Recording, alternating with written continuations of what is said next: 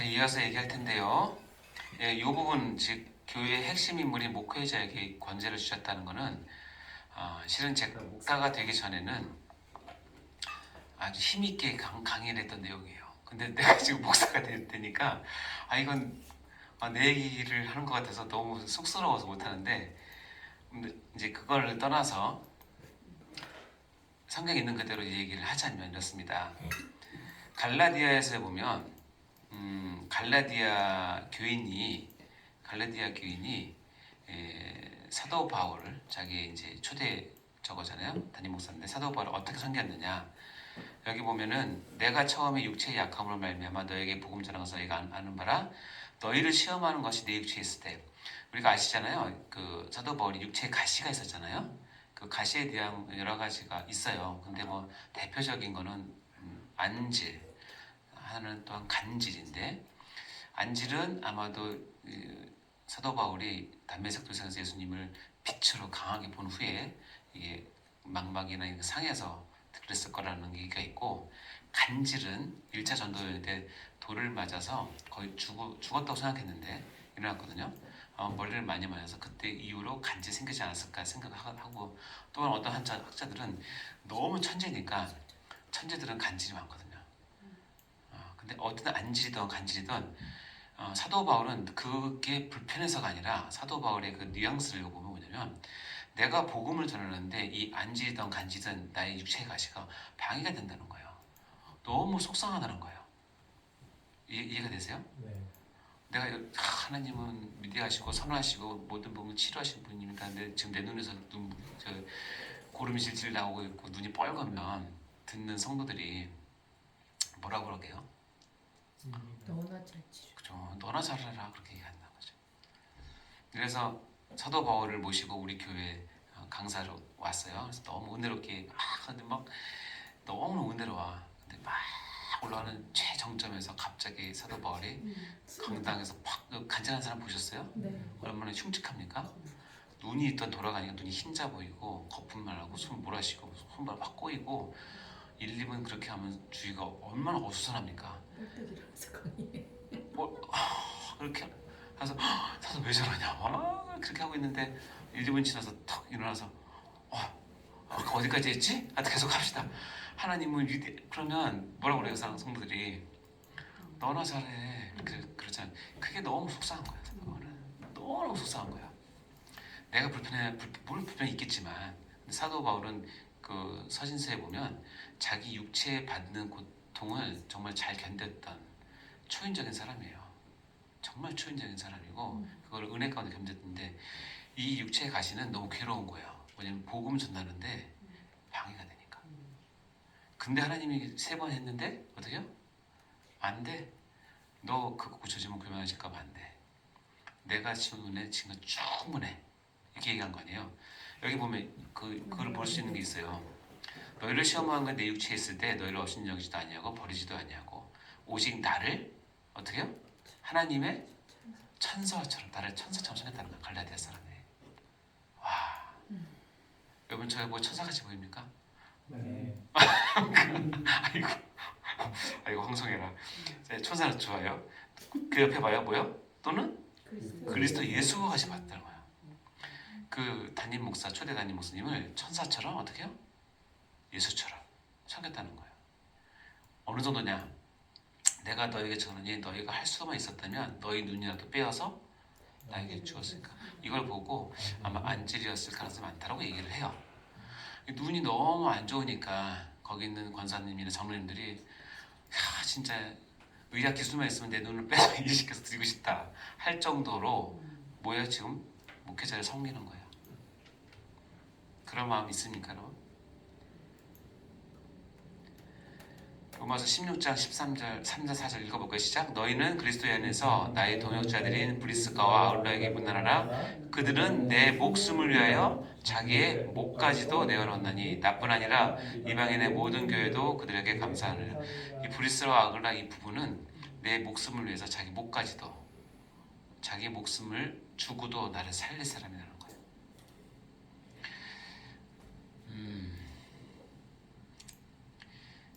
정말 행복한 교인은 저는 이렇게 생각해요. 우리 교회에 하나님의 권세를 위임받은 담임 목사님을 위해서 목까지도 신체 장기까지도 주고 싶어서 안 달라는 교인이 있다면 그 교인은 아주 성공한 교회예요. 성공한 게 아니라 행복한 교인이고 그 교인은 정말 믿음 있는 교인이에요. 이걸 오해를 하시는 분들이 있어요. 오해를 하셔서 어떤 사람 어떻게 얘기하는지 아세요? 목사님 신년 목사님이 내가 그렇게 해드리면 목사님이 교만을 질까봐 난 못해. 그런 사람이 있어요. 근데 여러분 그 영역은 내가 할 영역이 아니에요. 나는 그렇게 하시고 목사님이 그릇이 작아서 그렇게 하시면 어쩔 수 없어요. 그걸 뭐 어떡하겠어요. 기도하면서 기다려봐야죠. 근데 내가 할 영역은 뭐냐면 목까지도 내 눈까지도 내 장기까지도. 그러면 하다못해 내 재정도 못합니까? 목사님이 도서비나 이런 것들을 왜 못 줍니까? 스승을 그냥 지나가시면 안 되지 않겠습니까? 어버이날 그냥 지나가면 안 되지 않겠습니까? 그러니까 이거는 정말 하나님의 권세를 알고 마음이 우러나지 않으면 하기 힘들어요. 그리고 억지로 하는 건 너무 추하잖아요. 그러나 이 말씀을 깨닫고 나는 내 영적인 지도자, 하나님의 권세를 위임한 내 위에 세우신 그분을 예수님은 섬기는 것과 똑같이. 그렇다면 내가 예수님께 드리는 게 그렇게 아까우세요? 예수님의 눈에 안 보이니까 내가 마음껏 드릴 수 있어요?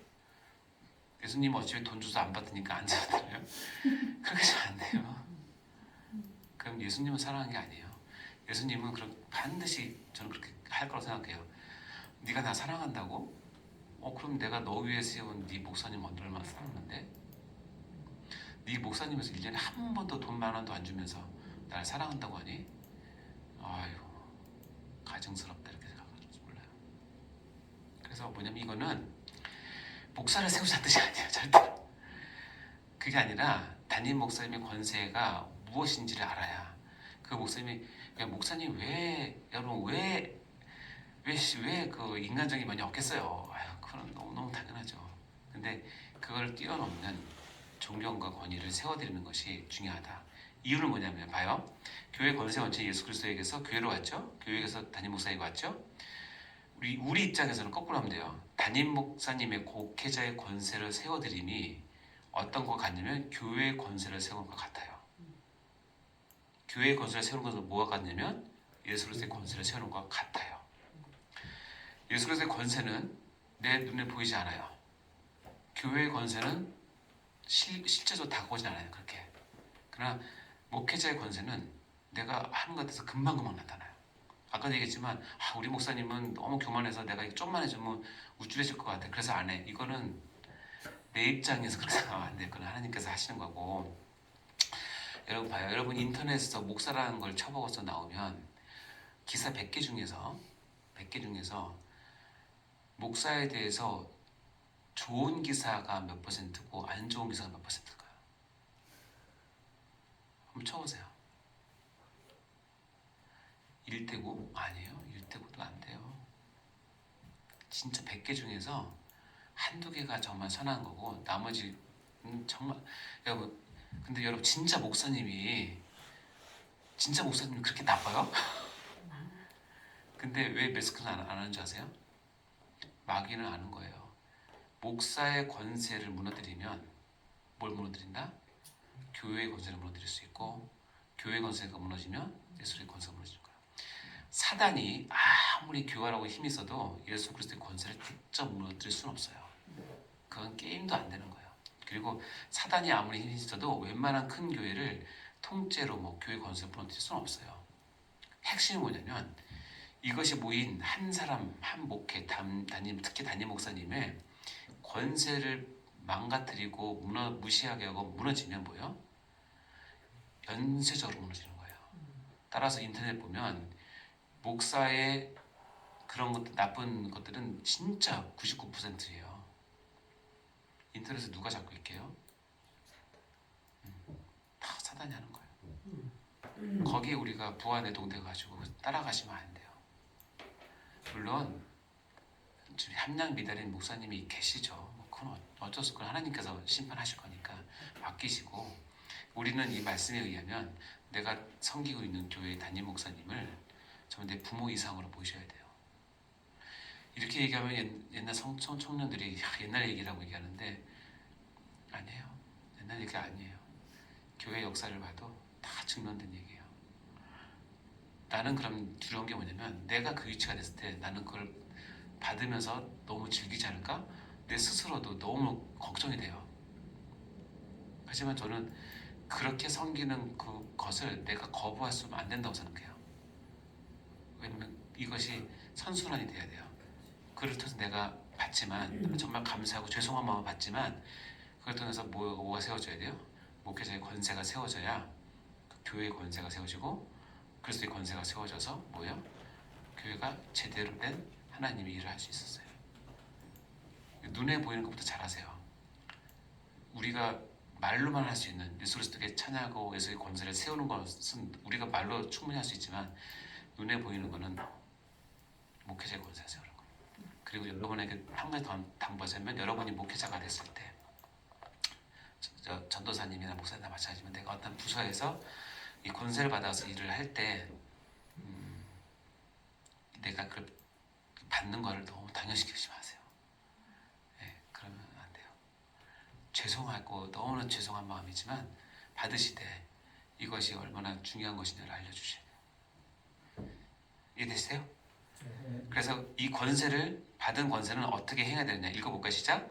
정당한 생활과 행위의 표준에 처해져야 된다. 즉 온전히 하나님 말씀의 근거에서 권세를 행해야 돼요. 그래서 받은 권세는 하나님 말씀의 근거에서 행하셔야 돼요. 이것이 어긋나면 안 됩니다. 교회 권세의 본질은 두 가지예요. 하나는 뭐냐? 영적인 권세요. 절대로 세상적인 권세, 굴림의 권세, 파워 게임의 권세 이런 것이 아니로 영적 권세예요. 두 번째는 뭐냐면 사역적 권세예요. 뭐냐면 이 권세는 사역을 하라고 주신 권세지 이것 독립적인 권세나 주관적인 권세나 정치적인 권세나 자기가 받아들이려고 주신 권세가 아니에요. 영적인 권세 또 뭐 하나요? 사역적인 권세요. 즉 영적인 권세는 결국 성령으로 말미암아 우리에게 주어져요. 그래서 이 권세는 총이나 칼이나 무력이나 돈이나 권력 등으로 세워지는 것이 아니라 오직 성령께서 말씀을 통해서 주시는 권세가 영적 권세예요. 이 영적 권세에 대한 기본은 이렇습니다. 예수 그리스도께서 본디오 빌라도에게 신문을 받을 때 이렇게 합니다. 예수께서 대답하였을 때 내 나라는 이 세상에 속한 것이 아니다라고 얘기해요. 그렇죠? 속한 것이 아니잖아요. 이 세상에 속했으면 내 종들이 싸워서 나로 유대인에게 넘기지 않게 했을 것이다. 이제 내 나라는 여기 속한 것이 아니다라고 얘기하니까 빌라도가 헷갈려요.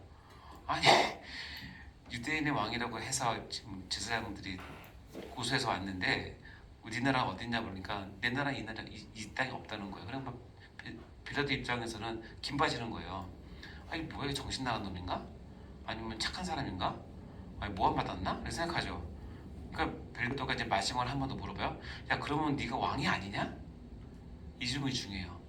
네가 왕이 아니냐? 여기서 예수님께서 저 왕이 아니에요. 그러면 풀려나는 거예요. 그럼 모든 게 끝나요. 근데 예수님은 내가 왕이라고 얘기하는 거야. 아니 내 나라는 이상이 안 좋겠는데 근데 내가 왕이라는 거야. 그러니까 어떻게요? 예수 그리스도와 빌라도 사이의 대화가 하늘과 땅 차이예요. 영적인 것과 세상적인 것이 안 만나는 거예요. 그렇죠? 그러니까 우리가 받은 권세는 이 땅에서 빌라도가 걱정하는 그 권세가 아니에요. 하늘에서 주신 권세이기 때문에 이 땅에서 찾을 수 있는 것이 아니에요. 근데 빌라도는 왜 죽였나 예수를? 유대 제사장들이 뭐라고 얘기했는지 아세요? 당신이 만약에 자칭 유대인의 왕이라고 하는 이 사람을 풀어주면 이것은 가이사에게 반역하는 건데 그런 가이사의 충신이 아닙니다 라고 얘기를 해요. 그러니까 정치적으로 물고 늘어지는 거예요. 빌라도가 생각하기에는 아주 골치 아픈 거예요. 내가 이 사람 풀어주고 싶지만 자칭 왕이라고 했으니까 누구를 지금 반역하는 거냐면 가이사를 반역하는 건데 그러면 내가 또 연루되겠구나 생각하니까 손을 씻는 거예요. 아유 네 맘대로 해라.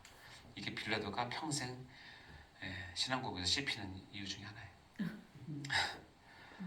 네. 자, 영접하는 자, 그 이를 믿는 자들에는 하나님의 자녀가 되는 권세예요. 즉 우리의 권세는 믿음을 통해서 얻는 하나님의 자녀가 된 권세를 얻는 것이지 이 세상 권세가 아니라는 거예요. 두 번째 어떤 권세예요? 사역적 권세예요. 사역을 하기 위한 권세예요. 다시 얘기하면 이 주신 권세는 내가 스스로 누리는 것이 아니라 사역을 위한 권세라는 거예요. 마태복음 20장에 볼까요? 이 사역적 권세를 다른 말로 하면 섬김의 권세예요. 뭐냐면 여기 보면은 예수께서 제자들에게 얘기합니다. 세상 많은 고관들이 너에게 권세를 너에게 부리지 않니? 그러니까 네 그래요. 우리에게 늘 권세를 부리고 우리 괴롭혀요. 그런데 그렇게 말씀하니까 너희 중에는 그렇지 않아야 하나니 너희 중에 누구든지 크고자 하는 자는 너희를 뭐예요? 섬기는 자가 되고 너희 중에 누구든지 으뜸이 되고자 하는 자는 너희의 종이 되어야 하리라. 인자가 온 것은 섬김을 받으려 함이 아니라 도리어 섬기려 하고 자기 목숨을 마는 사람의 대속물로 주려 함이라. 즉 이 권세는 뭐냐면 섬기는 권세예요. 권세는 속성상 위에서 아래로 가는 거예요. 그렇죠? 위에서 아래로 가는 거예요. 섬기는 권세는 뭐예요? 거꾸로 아래에서 위로 간다고 생각하잖아요. 근데 여러분 그렇게 생각하시면 안 되고 섬길 수 있는 그 마음이 뭐예요? 충만해야지 내려오는 거예요. 똑같이. 예. 하늘에서 받은 섬기는 이 권세가 충만해야 어떻게요? 내려와서 그들을 섬길 수 있는 거예요. 그래서 어떻게 해요? 섬기는 권세는 내가 짜내는 것이 아니라 하늘로부터 받은 권세를 받아서 내려보내는 거예요. 근데 그게 어떻게 나타나냐면 종들의 발을 씻기는 그들을 위해서 하늘의 미열에서 썩어지는 그 일을 할 수 있게 되는 거죠. 교회의 권세는 5가지가 있다고 합니다. 첫 번째는 교훈권, 봉사권, 순결유지권, 질서유지권, 치리권 이렇게 있습니다. 교회 권세 종류가 5개 있는데 교회가 이 권세를 명할 수 있어요. 그리고 성도는 이 명에 따라서 뭐 해야 돼요? 순종해야 됩니다. 첫 번째 교훈권은 뭐냐면 한마디로 말해서 가르쳐야 된다는 거예요. 고린도후서 보면 그러므로 우리가 그리스도를 대신해서 사신이 되어서 하나님이 우리를 통해 너희를 권면하시는 것 같이 그리스도를 대신하여 간청하노니 너희는 하나님과 화목하라 라고 얘기합니다. 우리가 그리스도의 그 대신해서 사신이 되었어요. 그러니까 그리스도께 권세를 위임받아서 너희를 권면하고 간청하는 권리가 생기는 건데 그것을 교훈권이라고 얘기를 해요. 디모데후서 1장 13절에 가면 너는 그리스도 예수 안에 있는 믿음과 사랑으로서 내게 들은 바 바른 말을 본받아 시키고 내게 들은 바 뭐요? 받아서 가르치라는 뜻이죠. 그래서 구체적인 뭐냐면 모든 성경은 하나님의 감동으로 된 것으로 교훈과 책망과 바르게 함과 의로 교육하기 유익하니. 그래서 우리가 말씀을 가지고 그들을 교훈하고 책망하고 바르게 하고 의로 교육을 시켜야 된다는 겁니다. 교훈권은 교회 권세 중에서 가장 중요한 권세예요.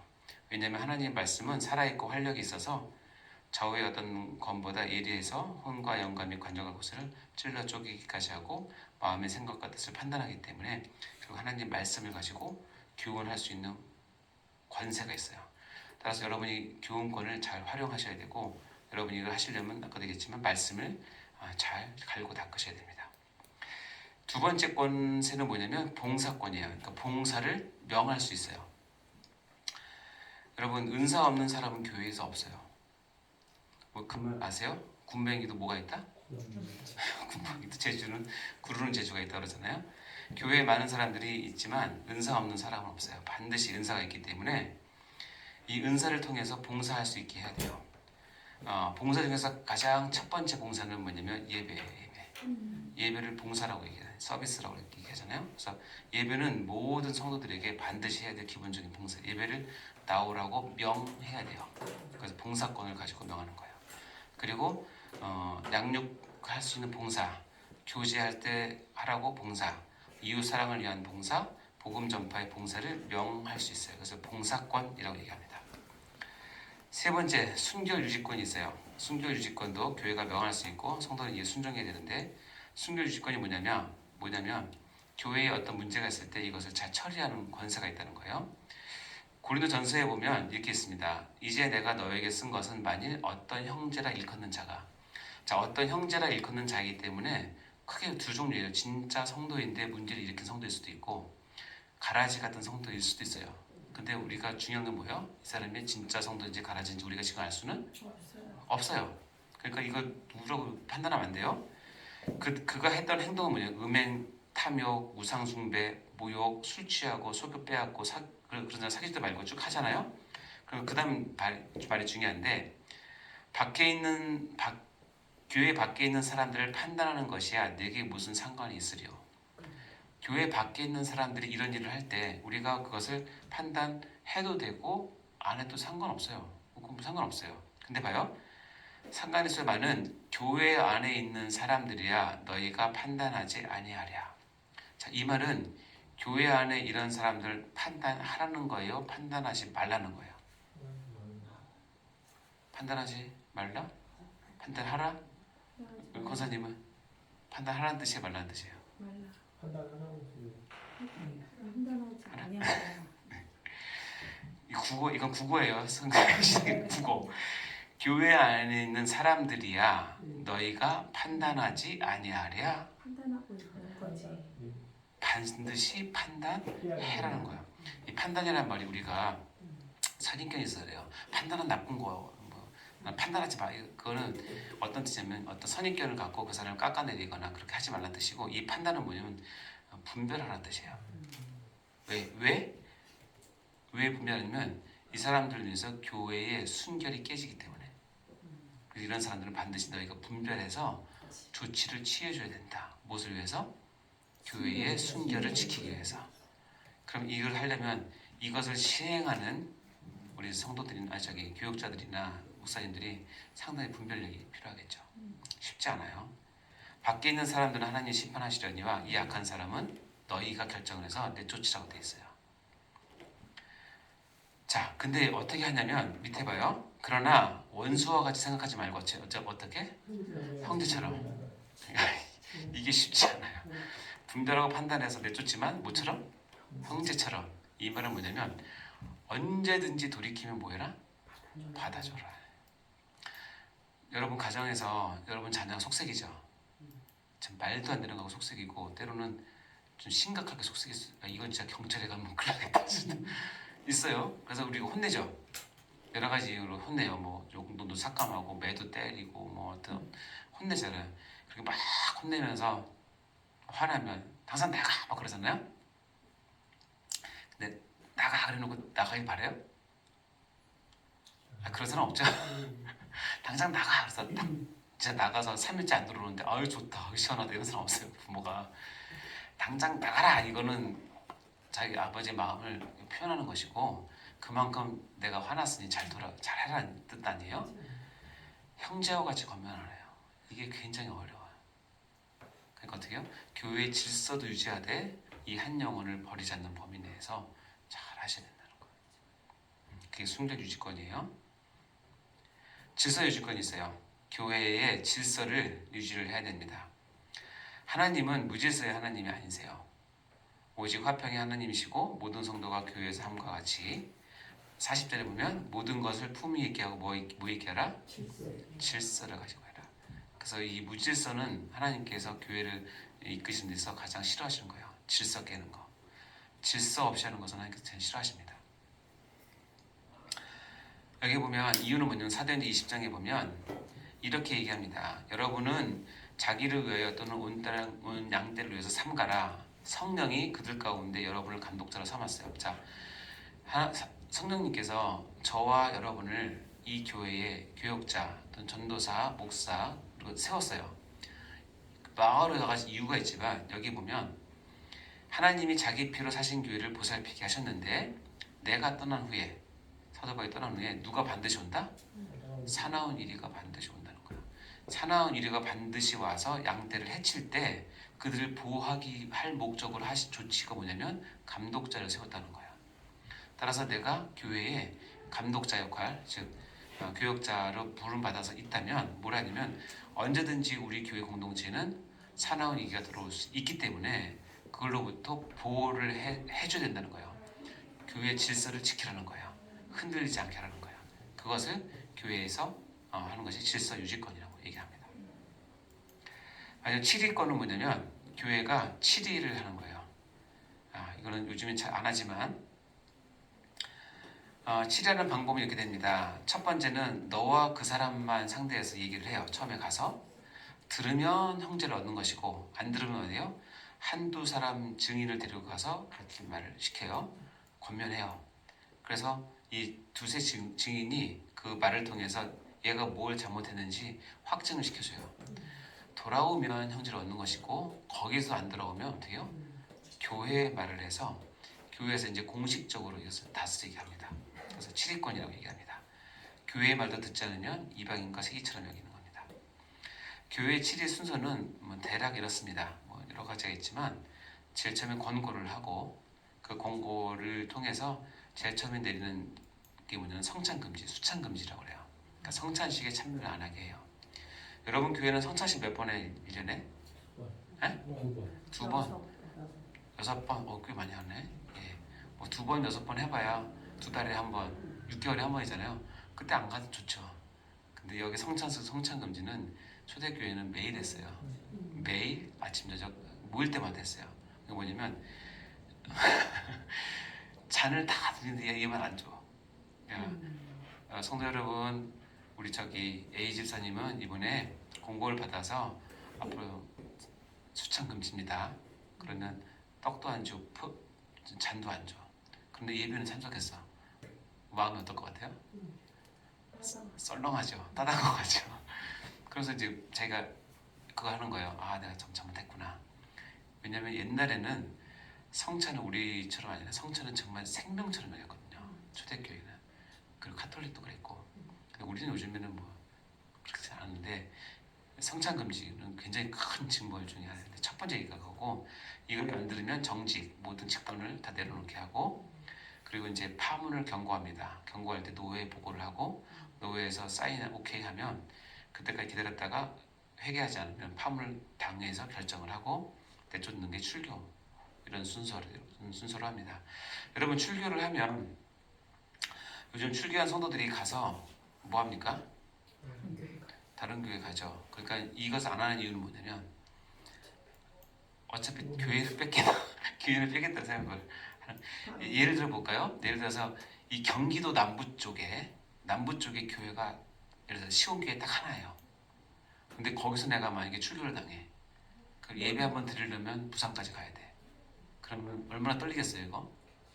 근데 시온교회에서 출교돼서 차 타고 5분이면 옆에 교회를 가고 자기 집에 나갈 거. 그래서 이거 갖고 이러니까 이게 안 되는데 근데 알아야 될 게 뭐냐면 아까 얘기했죠. 교회에 주신 권세 중에 뭐냐면 땅에서 매면 하늘에서 매고 땅에서 하늘에서 풀리잖아요. 무형교회 입장에서 보면 이렇게 출교를 결정한 그 사람은 내가 룰루랄라 다른 교회 갈 수도 있지만 유형교회를 바꿀 수는 있지만 하늘에서는 무형교회로서 묶인 상태예요. 하나님께서 반드시 책임을 묻습니다. 그러니까 이걸 잘 모르니까 사람들이 룰루랄라 가죠. 무형교회 입장에서는 여기서 묶이면 하늘에서 묶이면 똑같기 때문에 안 돼요, 안 돼. 그다음부터 그 영혼은 하나님께서 책임지시고 반드시 신기하십니다. 이걸 아셔야 되는데 그걸 잘 모르죠 사람들이. 자, 1번 읽어볼까요? 시작. 장로파 제도는 그리스도를 머리로 하여 그의 말씀으로 교회를 다스리는 가장 성경적인 교회 정치 제도이다. 2번 교회는 목사, 장로, 집사의 직원들이 있으며 당회, 재직회, 공동의회 등 각종 회의가 있어 질서 가운데 교회를 이끌어가야 한다. 3번 교회의 권세는 오직 예수 그리스도에게서 온 것이며 이는 교회의 핵심 인물인 목회자를 통하여 교회에 주어진 것이다. 따라서 목회자의 권세를 세움이 교회와 그리스도의 권세를 세우는 것이다. 4번 시작. 교회의 권세는 영적인 권세이며 이는 주님의 사역을 하기 위한 권세이다. 교회의 권세에는 교훈권, 봉사권, 순결유지권, 질서유지권, 치리권 등이 있어 명할 수 있고 성도는 이에 순종해야 한다. 아멘. 네, 좀 마치겠습니다.